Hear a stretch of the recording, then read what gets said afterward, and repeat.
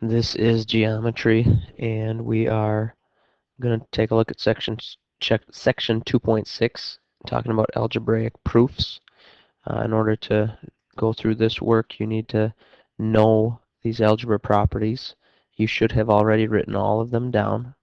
Um, Addition, subtraction, multiplication, and division are basically, if you have an equation, if you add the same thing to both sides, it's addition.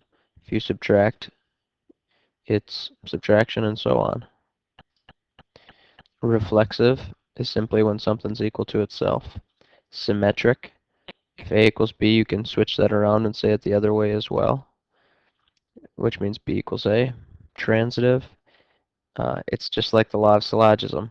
If A equals B and B equals C, then skip the middleman and A will equal C.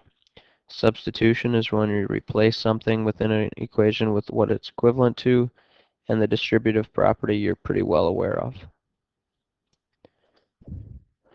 Here are a few things that you need to remember when you're writing your proofs. So when writing proofs, we must be given information about the problem. Therefore, the first step is always going to be given as far as a reason goes. And it's always going to be given to you. So um, also remember we can use simplify or definitions as reasons throughout arguments. There are a number of ways to arrive at a single proof. Some people may take 3 steps to arrive at the proof, while others may take 5 or 6. Ultimately, we want to have the shortest proof necessary, but some people won't see that route and need a little bit more. Remember to only do one step for each line and support each statement with one reason. If you haven't done so, you should have your notes out and you should write these things down. So pause and take some time to write these statements down before you move on.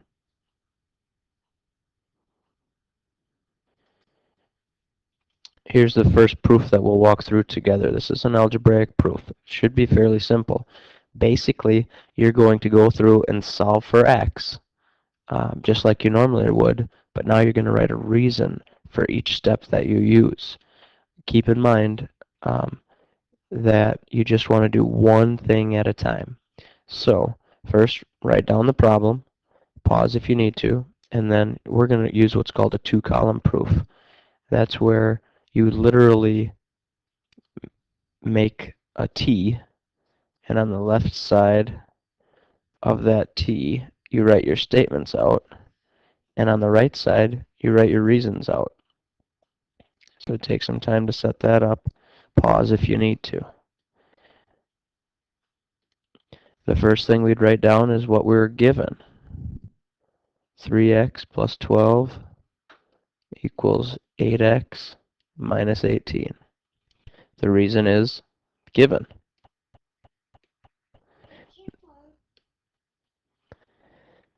Now, do whatever you want to do to solve for x. Keep in mind you're just doing one thing at a time, and you don't need to, and you should not, write out anything in between the statements. So, for instance, right now, I'm going to subtract 3x from both sides. I'm not going to write that out, but I'm just going to do it. So I write the resulting statement.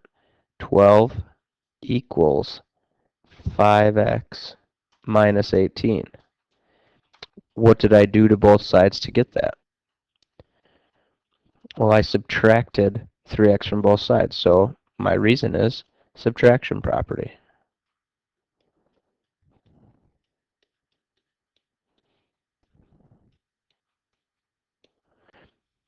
And then what do you want to do next? Well, maybe you want to add 18 to both sides. If so, you're going to end up with, well, 12 plus 18 is 30 equals 3 or 5x. Remember, you don't write plus 18 and plus 18 in between. You just write the result. What did we do? We added 18. That was the addition property. So that's what you would write here. Take your time, write everything out. Literally, what I'm writing here is what you must write, nothing less. What would you do next to solve for x? Well, you would divide by 5. So divide by 5, 6 would equal x. That's the division property.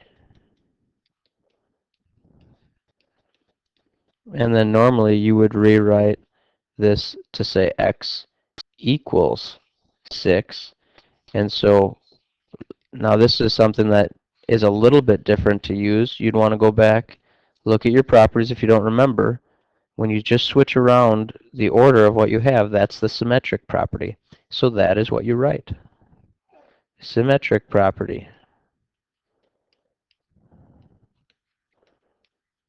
And that's your first two-column proof.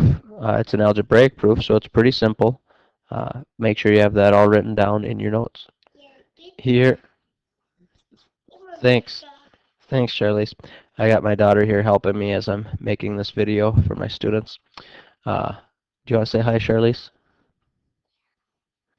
No. Okay. So go ahead and write down the solve. Negative 3 times 2x plus 1 equals negative 4x minus 7. And then see if you can do the same thing that we just did. Make a two-column proof and see if pause the video and see if you can solve this.